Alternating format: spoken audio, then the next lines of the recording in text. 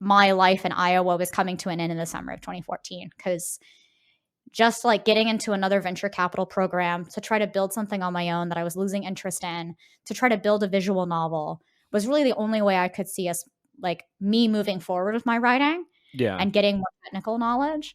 And so it was actually kind of like a depressing entry into the games industry, right? Like you can't be Yeah. a novelist. Like I could have been a screenwriter. Like I could have contacted some people, but I didn't want to move to the South. And my professor was in Nashville at the time, who was looking at like, hey, just give me a call when you graduate. And I was like, no, thank you. And my business partner at the time was actually going to go back to trade school for graphic design so they could be a UX and graphic designer, because Yeah. that's what they decided to do. So it was kind of like, it's not so much the business was falling apart, but that we were like kind of going different ways. And so, I do what every good college grad does when they don't have a job, which is move back in with their parents, rethink their life, sign up for a couple online courses and go, okay, maybe game design is the way to go. Yeah. So then why, so after all that about not going back to the South, why did you go back to the South? Well, my parents lived in the South. No, okay, I guess I'm Yeah, specifically talking yeah. about Guildhall. So why choose Guildhall? Why not? You are so in the entire time that I've known you, you are very much a self-starter, and you kind of have answered this question, but why did you decide to go the route to sort of like studying game design rather than trying to like make your own way in the world as a designer? So that's actually a really interesting question. Yeah. I actually did try self-starting. So I started a how to write for games course on udemy.com. And I got through the first lesson because the first lesson was like, hey, if you're really serious about this, here are some options for you, which I will say regretfully you should never do if you're going to create these courses, is don't link people to other courses in your first episode of your class. You should do it at the last episode so that someone actually completes it. And I think that I tried to be a self-starter and I'd already actually failed. So when I say I started a company, I actually worked with Microsoft Ventures during grad school while I was working on my thesis, during undergraduate while I was working on my undergraduate thesis for 10 weeks. And we tried to do, I tried to actually learn like Azure or something. And they gave me like $10,000 to kind of like, I guess, use their tools, buy equipment. I'm not quite sure. Like they gave my business this money to kind of maybe even hire people. Anyway, it completely bombed. I wasn't able to create the visual novel in the time. I didn't meet any of the business goals. And also I was working on my thesis while also going to college. Like Yeah, it was just it's a too bad much. time. It was too much. But I also feel like I failed at my second venture school program, which was in the summer, which was another 10-week course where I once again was given like 10,000, and this was split between everybody, right? So this wasn't like personal money. This is just to show like you apply for these things as a student and you get money, right? Yeah. And it felt more of like an internship where I was learning and I was doing a bunch of these like interviews, and people were basically just like, look, as long as it has a good story, we don't really care what it is. And so I tried to self-start. So I kind of felt like I kind of failed. But really, right, the happy-go-lucky version I tell on like, I don't know, multimedia or YouTube would be I chose Guildhall because of 3 reasons. One, it was recommended to me in this Udemy course as being like a master's program. And I actually really believe in higher education. Like I really believe in formal education. It's something my parents really taught me because they were also the first of their like families to have formal education, and they both did their masters of biology and internal medicine and science and doctor stuff. Very smart people. And I decided to go into video games. And so when I looked at Guildhall and I looked at these programs, I was done with going to school. And so I had 3 criteria. The first was that it had to be like number 1 in the world. The second was that it had to be completely focused on learning technical skill because I didn't want any more academic bullshit. And the third was that it had to be like 15 minutes from my house or somewhere in Texas because I wasn't able to afford rent. And SMU's Guildhall was number 1 in the world at the time, and it would accept rolling admission, so I could start in spring. It was a 30-minute-ish drive from my parents' house. And it had no academic bullshit and was trained by people who had worked at companies for video games, particularly in learning a very specific focused like track, and had like a 90% graduation hire rate. So I was pretty much guaranteed a job after going. And Well, with that, the universe was like, okay, I guess I was like, I shouldn't have given such specific criteria that I would ultimately say, yes, I'm going here too. Now, obviously, I had to apply. Yeah. But you know me, Nicholas, I applied to one undergraduate university Yep. and I applied to one graduate university. Yeah, that's so for those of you out there who are thinking about going to grad school, this is an extremely bad way to go about it. And Lauryn got super fucking lucky. So do not model, even though we're sort of presenting this as like, hey, you could model your experience and what happened to Lauryn. Do not, under any circumstances, follow this particular part of the path that we have laid out. What I would say is like, if the universe is speaking to you, right? Because I learned about Guildhall 4 days before the last open house was available for the public. Yeah. And literally, I went, Mom, we're going to this on Saturday. This is our Saturday plan now. You're going to drive me so we can learn about this. And I actually honestly asked, like, because they were like talking about application materials, I got to see what would make and present the best application. Yeah. And I was like, they were like, look, even if you have like games that you've designed on paper, we would want to see that in the level design course.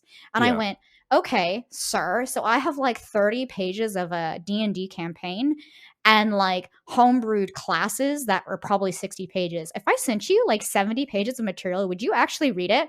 This guy ended up becoming my mentor there. And he looks at me in his beautiful British accent and is like, I'd read every damn page. And he says this in like a fucking British accent on a Saturday morning with a bunch of parents. Yeah. And he was like, oh, excuse me. Like, oh, right. Like he was like being serious. I don't know if he actually read, I only sent like 40 pages. I don't know if he read every one of them. But what he was trying to say was like, he's like, we start you as if you have zero knowledge and we will teach you all of it. So I think that like on the one hand, yeah, I got lucky, but also remember that like I had been trying to do this for 2 years, kind of prior to from 2013 to eventually enrolling in 2015.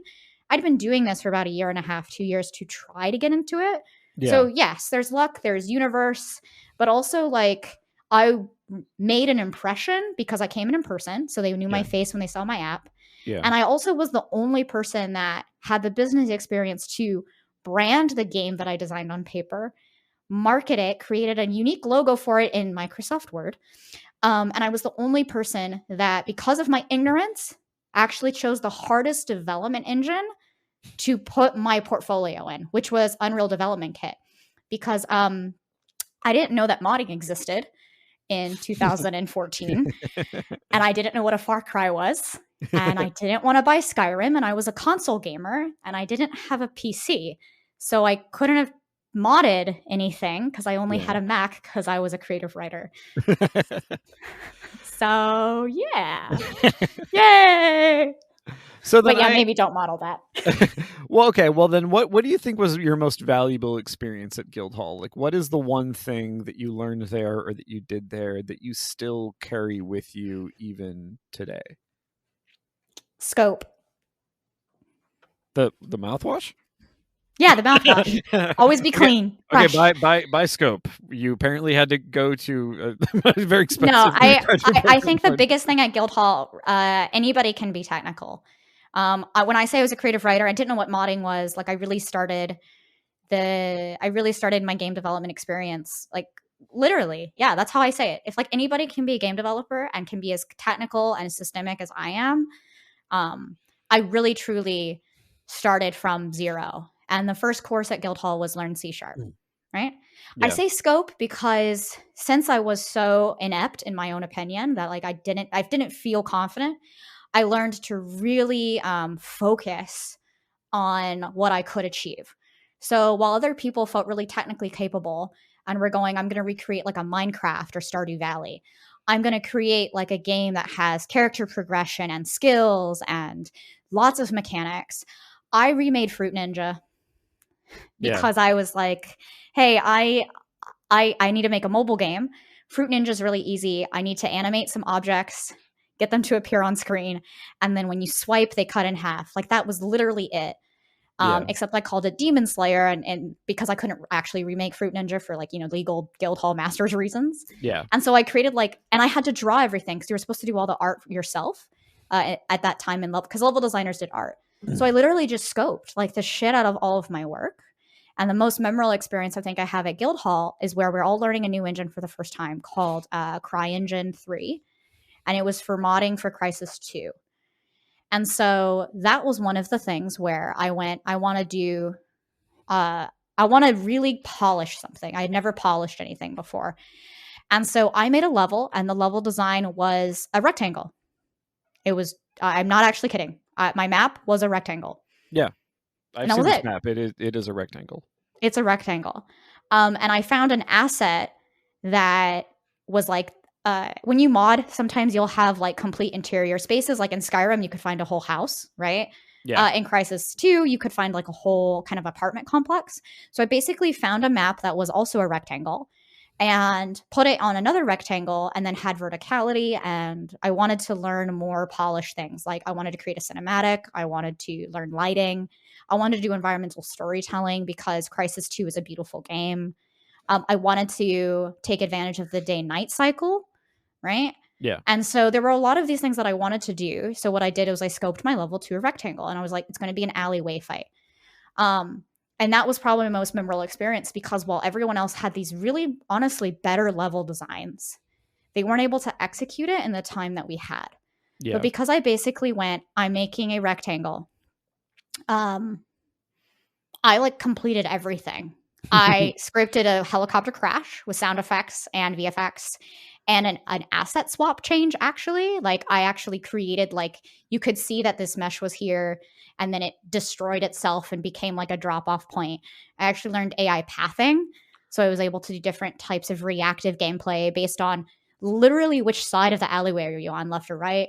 Yeah. I learned about lighting and also that back in the day, negative lighting existed. So in order to get darkness, you had to You have to put in a unlight. black. Yeah. You had to put a black light bulb in. It was Yeah, actually exactly, a black yeah. light bulb. Yeah. And I also learned that levels that are just rectangles kind of suck.